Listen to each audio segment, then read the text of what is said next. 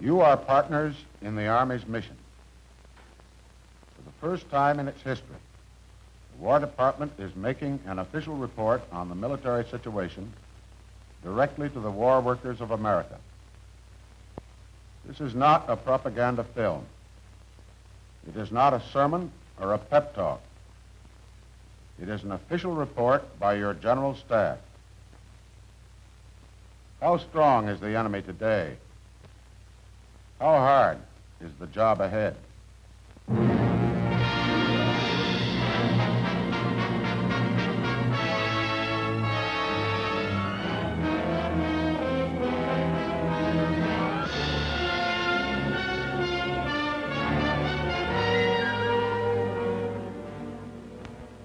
On September 12, 1943, at 2 o'clock of a Sunday afternoon, in an isolated spot in the mountains of eastern Italy known as the Gran Sasso, there suddenly appeared a group of German paratroopers, picked men of the Gestapo, elite guards of the SS.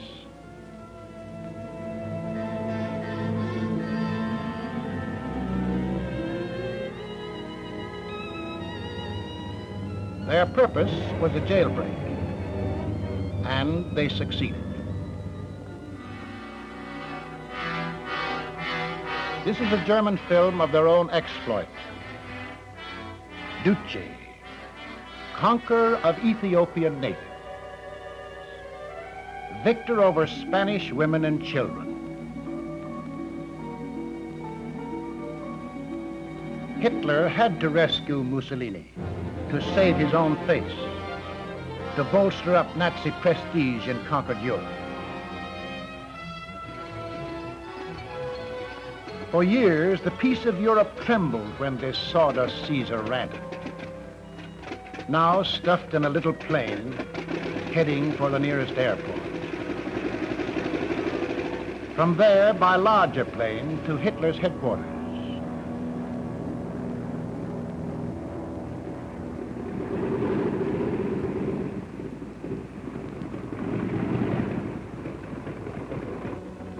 As Adolf reached the Duce, he must see his own future in this broken, haunted man. But who will rescue Hitler when his turn comes? That's Vittorio Mussolini, his son, tagging along.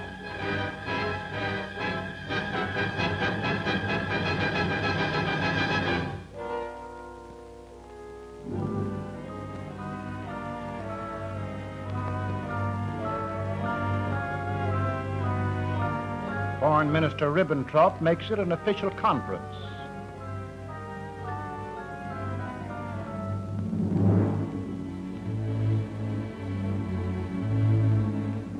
In, out. The briefest access conference on record.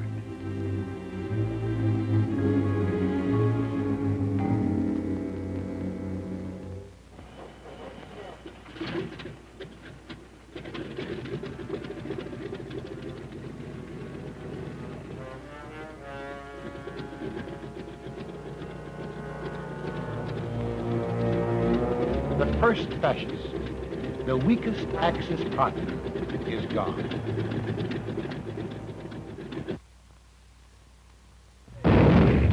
There is still Germany. There is still Japan. They don't consider themselves beaten. Why? How strong are they? First, Japan, an old hand of aggression. Korea, Manchuria, China. And then they struck at us. The Japanese task force on the approaches to Pearl Harbor, including 2 aircraft carriers. December 7, 1941. Pilots are briefed. At the last moment, they learn their objective. These captured pictures were taken by Japanese Navy cameramen.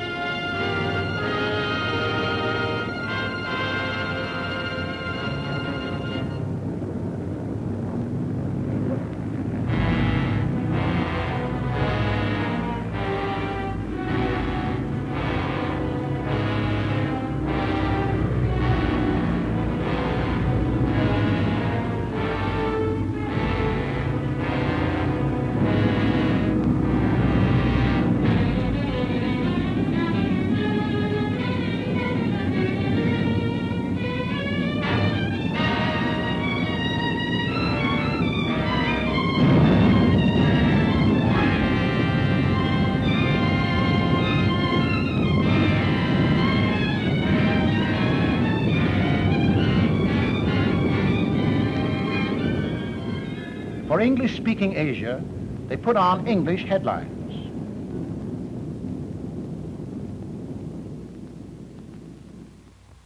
Following Pearl Harbor, Japan extended her empire with startling swiftness over the Far East, Burma, Java, Indochina. The newly conquered outer zone is incredibly rich in resources and slave labor, most of the world's rubber, a large part of the world's tin. A good share of the world's oil have been seized. Japan, Manchuria, North China are the inner zone. Self-sufficient in basic industrial needs, power, iron, coal. Japan's food supply is ample. She grows enough rice to meet her needs, and a surplus comes from Manchuria. Soybeans, potatoes, and fish are plentiful. Strongest of Japanese resources is manpower, at home and in conquered lands. In 1931, when she began the rape of China, Japan alone had a population of 75 million, with 1.5 million men under arms and 3 million producing weapons. Today, the armed forces have doubled. The war workers have tripled. Now the Japanese dominate a subject population of 385 million, hard-working, cheap labor that can be used in war production.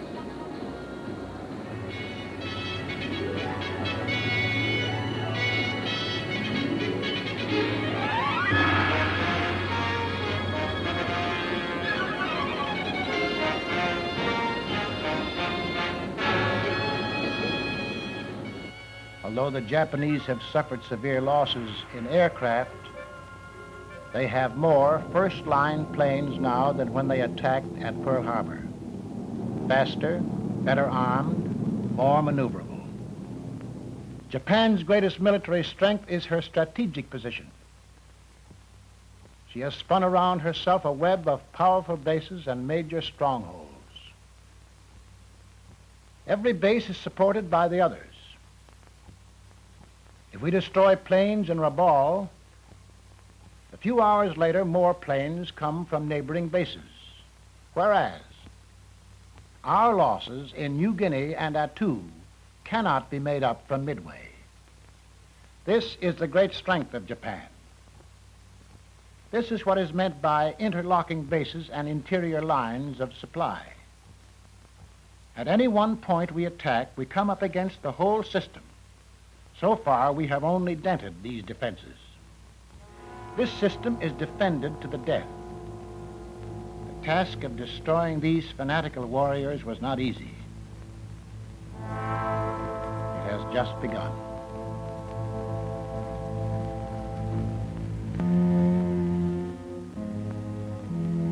The destruction of Germany is further along. The myth of the German army's invincibility is forever shattered.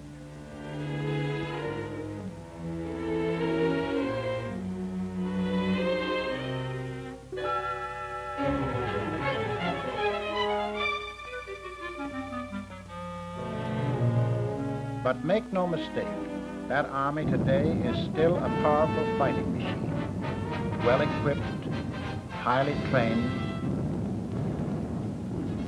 battle-hardened.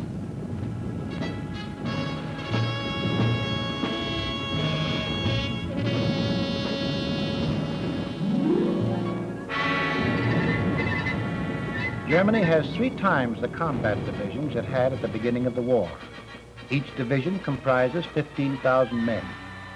Today, there are some 300 divisions. You have heard how the Germans lost about 25 divisions at Stalingrad, Tunisia, and Sicily, and more on the Dnieper and the Crimean front. Army intelligence reports that the Germans have meanwhile created or reformed 60 new divisions.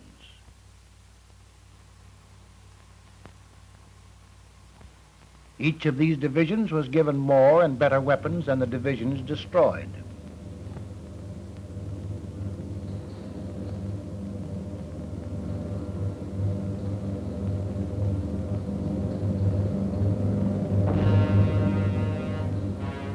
All this equipment was produced by increasing the number of war workers 50%, largely imported foreign labor.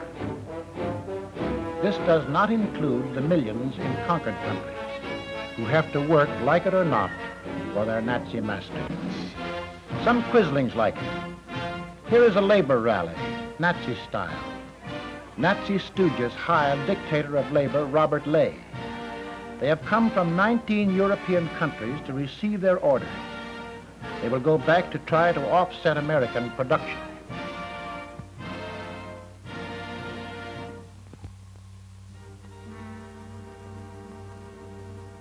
Workers must eat. Germany today is better fed than she was in 1918. Heavy workers and soldiers actually eat better today than at the start of the war. Other civilians get enough to keep healthy. The people who are starving in Europe are those who can't or won't work for the Nazi.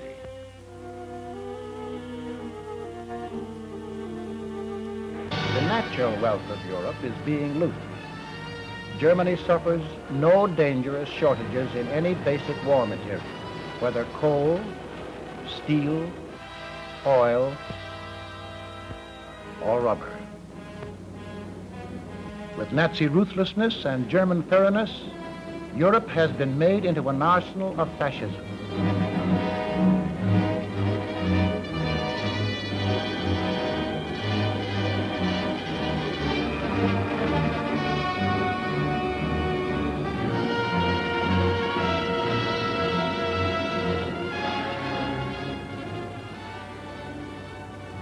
The enemy is exploiting to the limit the most densely industrialized continent in the world.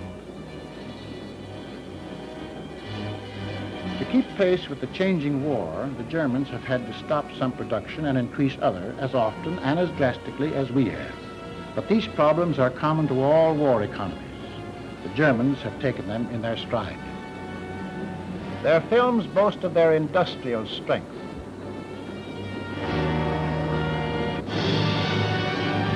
They are making good their boast.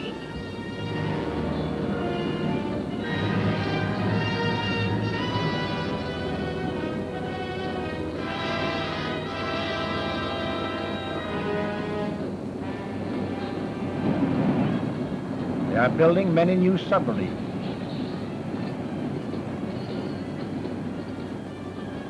They are increasing their locomotive production.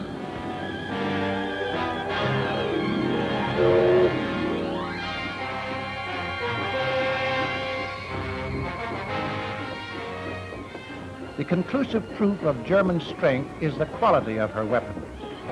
The new 60-ton Tiger tank is a good example. It is in mass production. It is appearing on all fronts.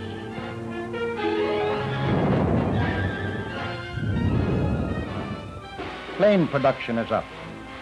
After the Luftwaffe was forced on the defensive, it made fewer bombers. But this made it possible to produce more fighter planes.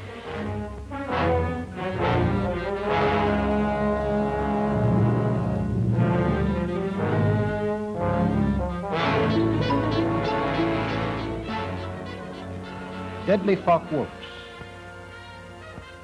deadly Messerschmitts. Every new model is better than the last. Workers in the Ruhr, in the arsenals of France and Czechoslovakia, are forging huge coastal guns.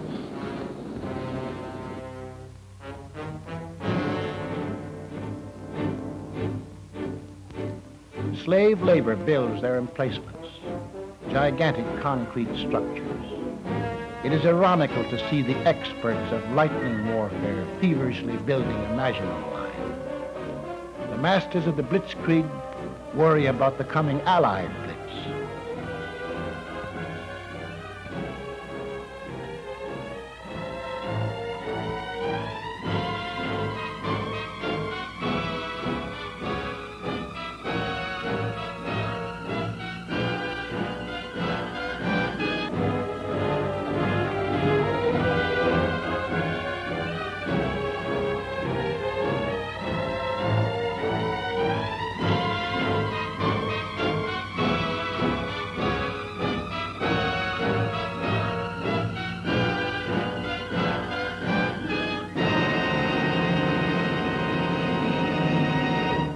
do not scorn to use such orthodox weapons.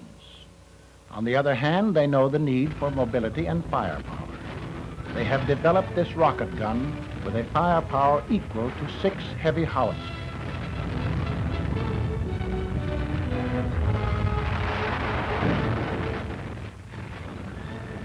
Its barrage is devastating.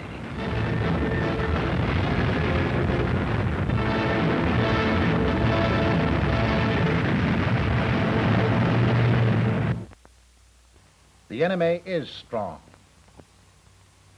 but your army is determined to accomplish its mission. This report is concerned with what it takes to get at the enemy and to destroy him. This is the attack on Rendova, a small operation on one front, only one of 10 fronts we are supporting at the ends of 56,000 miles of supply lines, which must be protected by our Navy.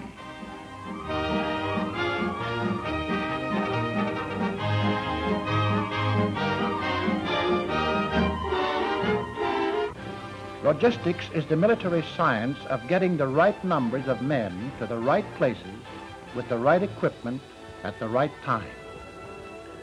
For every man a division takes overseas, 7.5 ship tons of supplies and equipment are needed. This is only initial equipment. Everything from locomotives to signal keys, from bombers to shoes.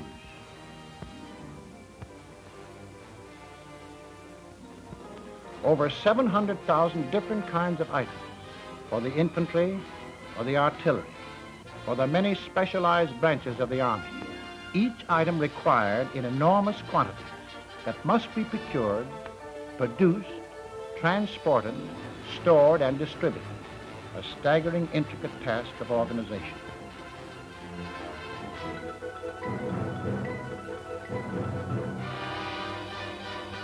For specific operations, more of certain items are needed.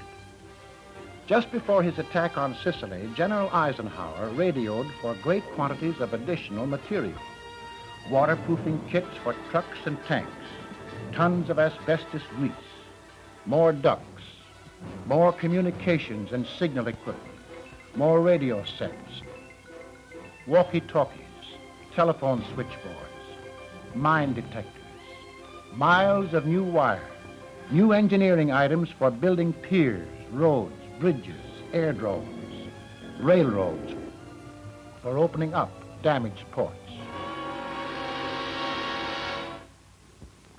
Back from a mission, its landing gear damaged. This item of initial equipment must be made good. The Army word is replacement. Replacement in Asan, replacement in Sicily. This tank in the Volturno River must be replaced.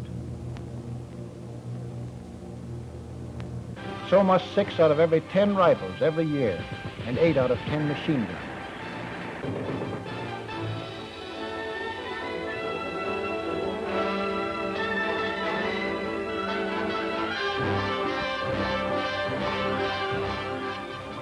Every month, replacements, food and maintenance for each man require another ton of shipping. For 500,000 men, this means 500,000 tons, 50 Liberty ships a month. Miles of storage space.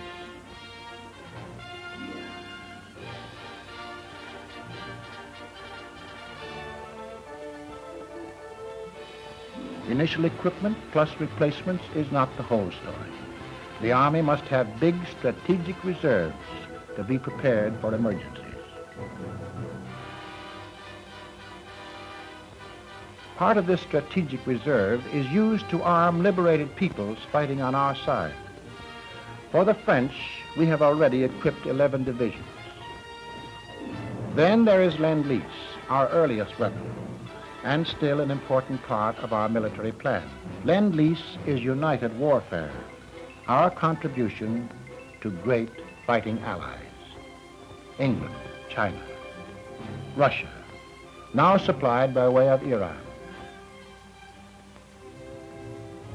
6,500 American planes have joined the Russian Air Force. With a little paint, a white star becomes a red star.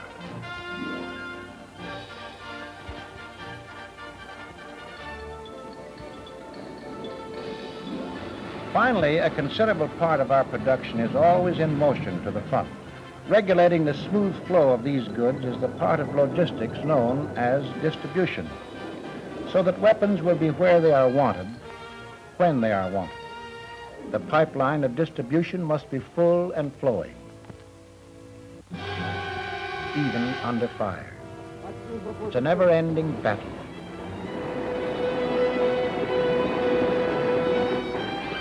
Das Kanone fertig zum Feuer. Ja.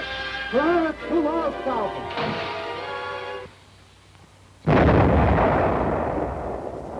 We still lose ships and their precious cargoes. But on all seas, the Navy is winning great logistical campaigns.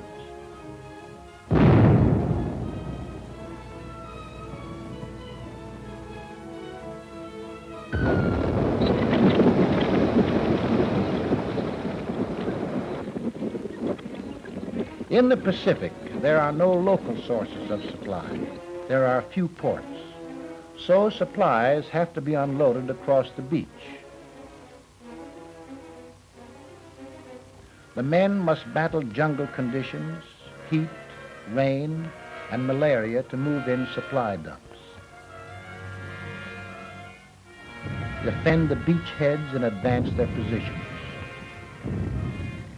While engineers behind the lines build the ports, the roads, the bases that are the springboards for heavier offensives. In face of these supply difficulties, the Army has often turned to its air arm for a solution. But though heroic feats have been performed, big offensives cannot be sustained by air supply alone.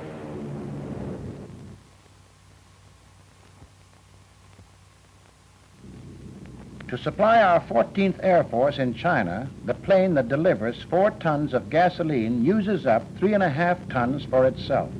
20,000 gas coupons every trip. Suppose we wish to transport 100,000 tons of cargo every month from San Francisco to Australia. By sea, it would take 44 ships, with crews of 3,200 men, burning 165,000 barrels of fuel. By air, the same job would take over 10,000 four-engine transports, with crews of 120,000 men. They would use up about 9 million barrels of gasoline fuel, which must be supplied en route by tankers, 85 tankers, 41 more bottoms than are needed for ship supply alone. Air supply must be tied to surface supply. There is no permanent substitute for the combination of ship, railroad, and truck.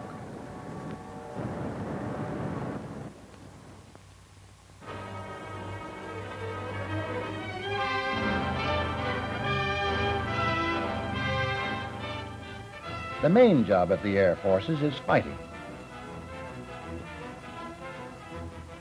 Air superiority is essential to all operations.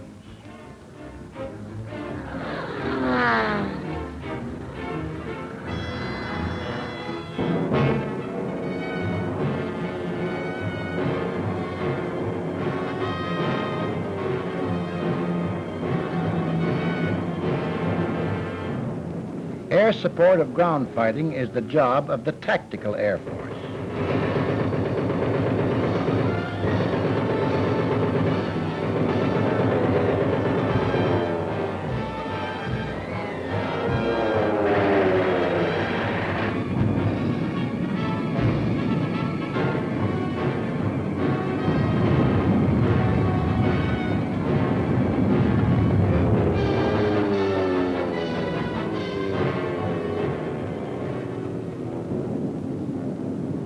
The Strategic Air Force operates against the enemy's interior according to a long-range plan.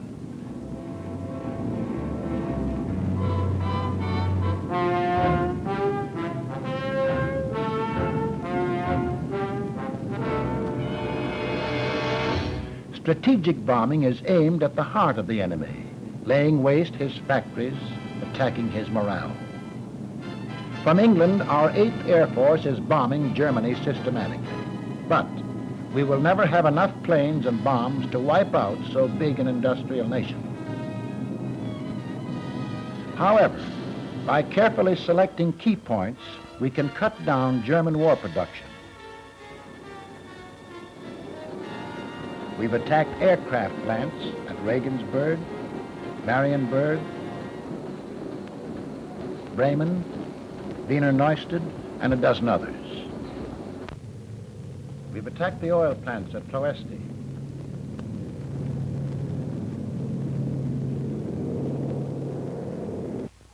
We also smashed such vital, though little-known industrial bottlenecks as the ball bearing plants at Schweinfurt. We lost 60 heavy bombers. They lost half an industry for months.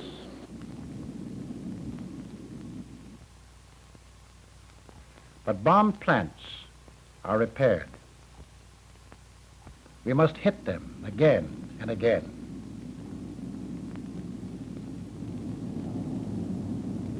We and our allies have already dropped over 1 million tons of bombs on Nazi Europe. We need millions of tons more, billions of bullets, thousands of planes. Strategic bombing means a sustained, constantly increasing effort, not only against her industries, but also against her defenses.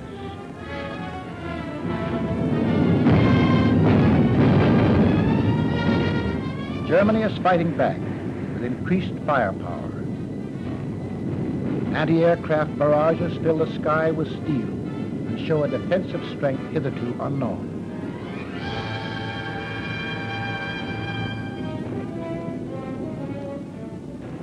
From Nazi flak boats, signals are sent over an intricate warning system, clearing through elaborate plotting holes.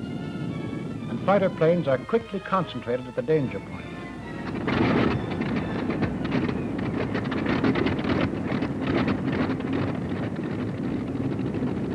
Our gunners face vicious opposition.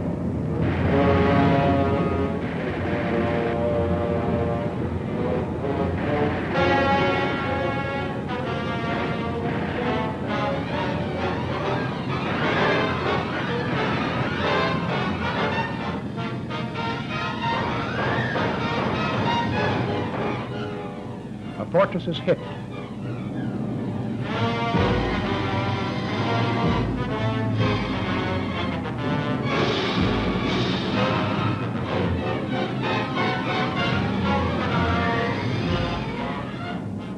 Another of our planes will not return. In the outskirts of Berlin is this graveyard of smashed American bombers. We must replace this equipment. These men can never be replaced.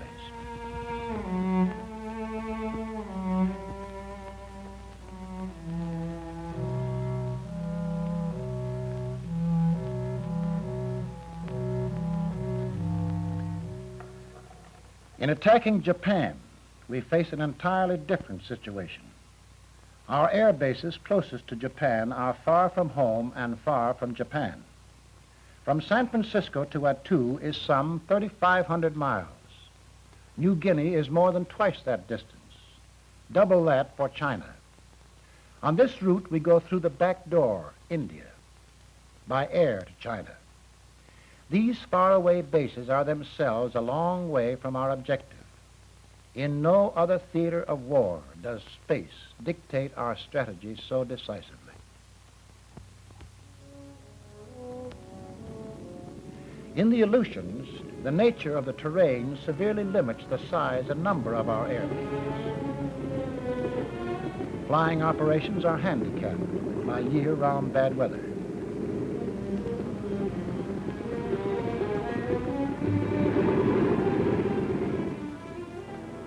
Planes designed for strategic bombing could be used only for small raids.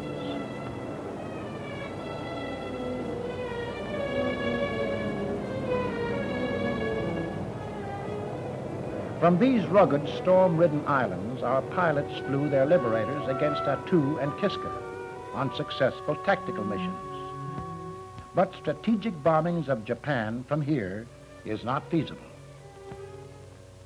In New Guinea, the jungle hinders all transport except air. To start an airfield, a landing strip must be cleared in the jungle grass. A plane arrives with light construction equipment, then more planes with heavier equipment. Finally, supplies are landed and troops for action against the enemy. As our lines move forward, a new base is laid by the same painful method, the old one often discarded.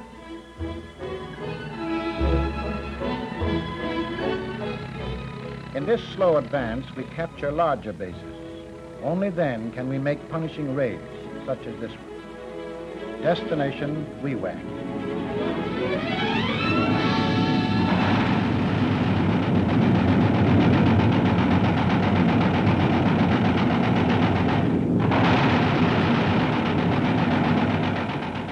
On this raid, 120 planes were destroyed on the ground. Some Zeros managed to take off against us, but they might as well have stayed on the ground.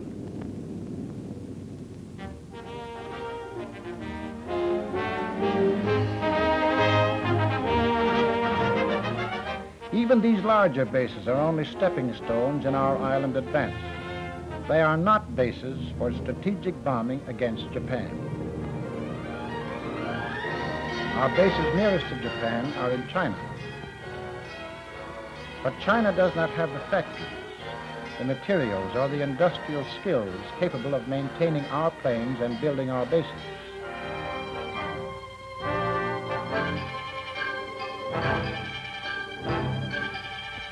Engineers, equipment, and supplies must come from America. 13,000 miles by sea to Calcutta. Thence overland to eastern India through 500 miles of primitive country. No modern roads, few railroads, a country scourged by malaria. On the last leg of the journey, everything must be flown into China through the 17,000-foot passes of the Himalayas, the most treacherous skyways in the world.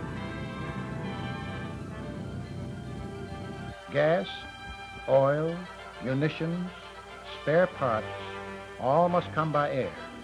This supply line cannot sustain large-scale fighting.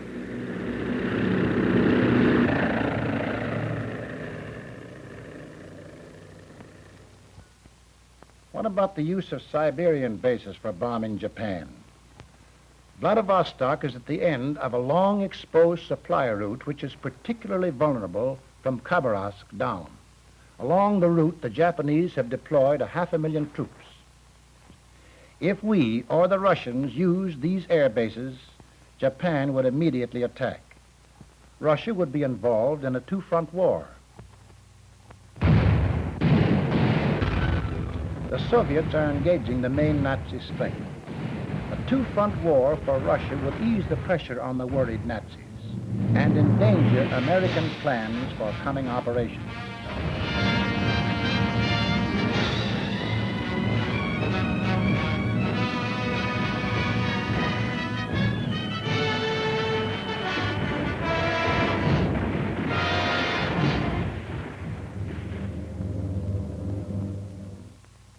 There is no one easy solution to our air attack against Japan. In Europe, the maximum range for efficient heavy bombing is about 600 miles. Even if all the planes used against Germany were suddenly available in China, the fundamental problems would remain: bases, supply, and greater range in aircraft. Even the new super bomber, B-29, can't solve all the problems.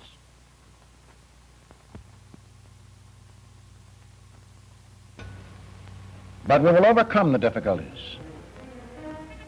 The difficulties of logistics, the difficulties of establishing air bases. We are softening up the enemy by air attack to pave the way for the final assault. But for our ground forces to meet the enemy, they must cross large bodies of water and take the enemy's beaches, whether in the Solomons or on the fortified coast of Europe.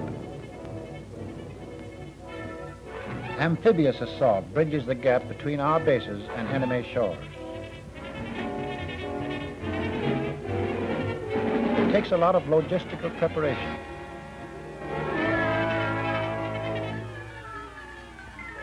It takes many craft, specially built, tank landing ships, troop transport, infantry barges, ducks.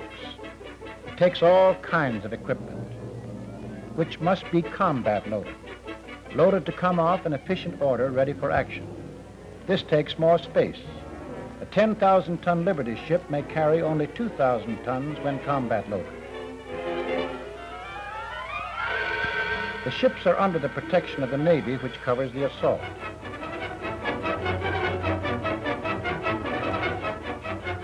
We've made landings in many parts of the world: Oran, Licata, Brandova, Munda, Salerno, Bougainville. Everywhere, amphibious assault follows a similar pattern.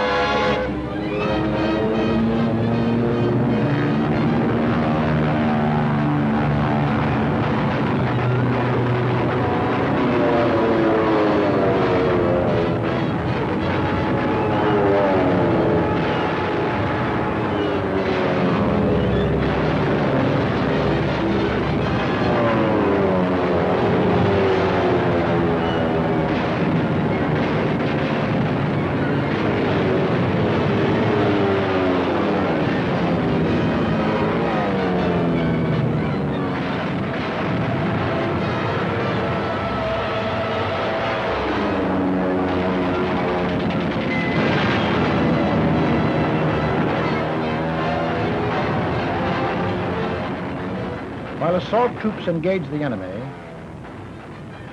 engineers prepare the way for heavy equipment, removing landmines, laying mats for wheeled vehicles. Where sandbars blocked the way, as at Licata, pontons were assembled to serve as temporary docks. Heavy equipment is needed at Salerno, equally needed in Randova. All kinds, all places, scores of jeeps, trucks, guns, armored cars, bulldozers. Unloading stores and ammunition takes a lot of manpower. The sea takes its toll in every amphibious operation. Drowned vehicles, swamp boats, fighting equipment corroded. Material of all kinds litters the beaches. This is the heavy price paid to tide, wind, shoals, and surf. This is the price paid to the enemy.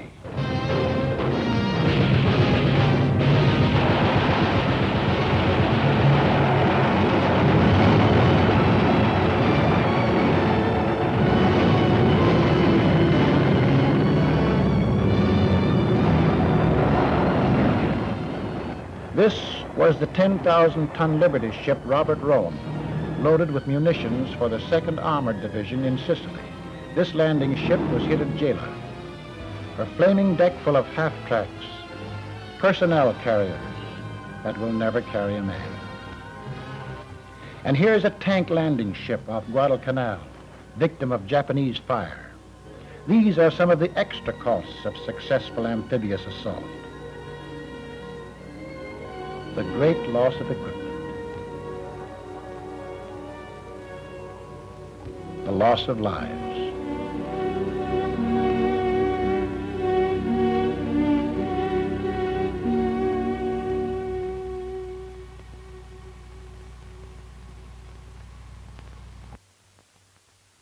As Undersecretary of War, my job is the same as yours, getting out the stuff. I am glad that the General Staff has made this report, because it tells us not only what we have to do, but why we have to do it. Japan is determined. Germany is powerful. We must match that strength, and we must do more. Sicily serves as an example of what it will take. In preparation for the attack on Sicily, vast stores of supplies were built up for 6 months. Our air forces made 50,000 sorties over Sicily. The initial assault used 3,200 vessels. Facing our troops were 15 and a half divisions. There were 12 unwilling Italian divisions and 3 and a half German divisions. Allied casualties in Sicily were 31,000 killed, wounded, and missing. The size of the job ahead becomes clear when we realize that Sicily was only an outpost.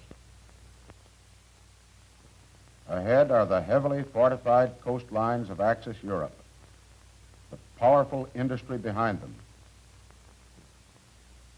300 German divisions, the bulk of them on the Eastern Front. Beyond Europe are the defenses of Axis Asia, Japan, and the countries she has conquered. We have come to the year of decision. The blows struck in 1944 will determine the outcome of the war. We are ready for the test of our strength and of our spirit. The year will be one of hard work and tribulation. For many of us, a year of personal tragedy. A tragedy that reached our people after gradually covering the rest of the earth. On Corregidor, Americans were captured, photographed as prisoners by Japanese cameramen.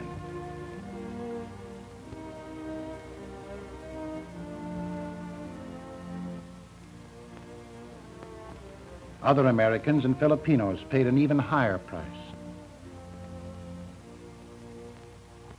War was not our choice. Pearl Harbor was struck while at peace. We Americans can never forgive their treachery. We can never forgive their brutality toward helpless civilians. We can never forget the examples of Nazi culture in Russia. The acts that go beyond even wanton killing and torture. The blowing up of the Naples post office with a time bomb. These are not acts of war. These are crimes, cowardly crimes against defenseless people. They are typical of Axis mentality, Axis standards, and Axis ideas. The most vicious instincts of common murderers have been erected into a system of government. The enemy has a deep hatred for things which make us free men and women, a deep contempt for all humanity. Humanity's answer is the pledge of the Moscow Conference to exterminate this vermin, to bring the criminals to trial for every crime in every country.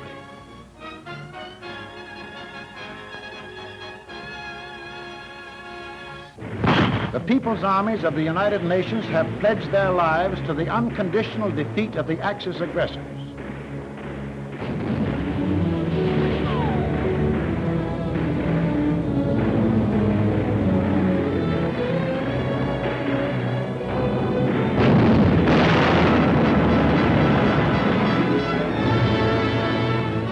Whether in uniform or out, so pledge we all.